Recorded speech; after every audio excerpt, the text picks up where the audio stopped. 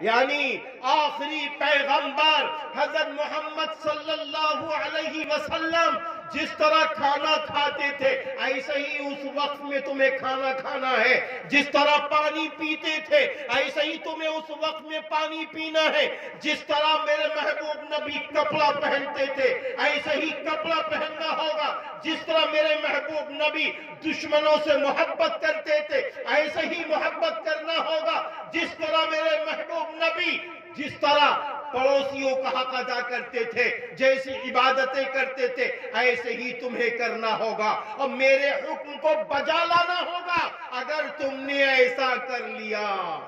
اگر تم نے ایسا کر لیا تو معلوم قرآن نے کیا کہا؟ وَأَطِيعُوا اللَّهَ وَالرَّسُولَ